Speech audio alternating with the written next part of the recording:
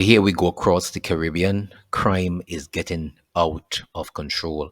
And it appears that the leaders are allowing it to go for a distance before they can do anything. We just brought you videos on what's happening in Trinidad. In St. Vincent and the Grenadines, it's really no different because I'll tell you why. 54 murders for the year. If you check the statistics, 100 per thousand, St. Vincent's really way above Trinidad when it comes to statistics. If it comes to raw numbers, Trinidad, of course, would be above St. Vincent. But at 54 murders, at a population of close to 100,000, it is ridiculous. I believe this country may soon have to look at a state of emergency to deal with its own situation. But the problem with St. Vincent is that the government is not willing to accept that there really is a problem with crime. They say that their gun violence is out of hand, but there's really no issue with crime per se. Well, gun violence is part of crime. So then there is an issue. But if you don't accept what is happening, it's obvious you will not be able to do anything. So this guy came home on holidays, a Canadian Vincentian, came home for the holidays, enjoying himself. And he became the 54th murder of the year on Saturday night, in the wee hours basically of Saturday morning. But how did he die? That's the most bizarre thing ever. They found the guy below an embankment in an SUV. His hands and his feet were bound. There was a gunshot to the head. So whoever did it clearly wanted him to die. The vehicle is over an embankment. His hands, feet are bound, and a gunshot to the head. Remember, he's from Canada. He comes home. He's a Vincentian, but lives in Canada, so he's a Canadian now. He comes home for vacation and ends up being the 54th homicide for the year. So many things are happening right now. And what is it that we know? This came online yesterday where someone is saying it's the flexing. You might be untouchable in Canada. Them Vinci men eat your food. So someone is giving this message, which is a cryptic message, really, or hate note. And now friends are asking the police to look into this as well. What has transpired between Saturday night and today? Many things have transpired. A matter of fact, the mystery surrounding the man's death has deepened.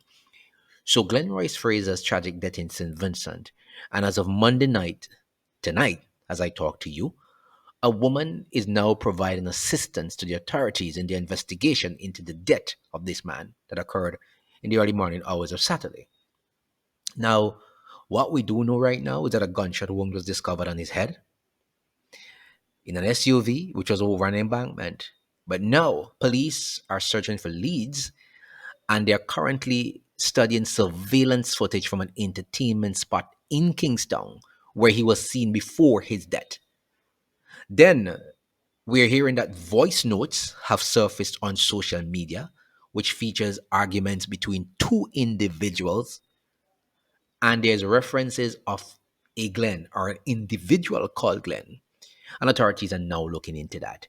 And there are also claims that a gold chain that is similar to the one that he wore on the night before he died have also surfaced online on a social media platform. You know, those things that people use, they use a page and they sell and they buy and do stuff like that. It has now appeared on that page, on one of those pages actually. So that is now under investigation as well. Before we came here, the person had turned the page to private from public. So I don't know if that's obstructing justice or if the police have told them to, well, lock it off. I'm not sure. But all these are issues that have come up and information that has come up so far.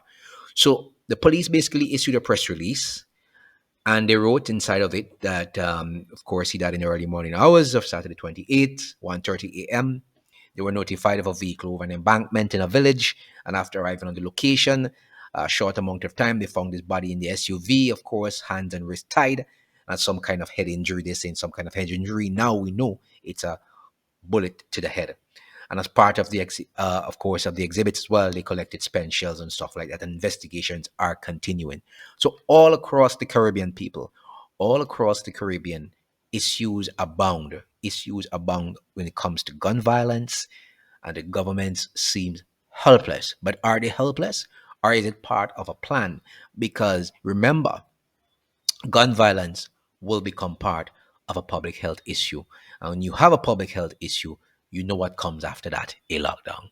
Stay tuned. We'll be back with more tomorrow.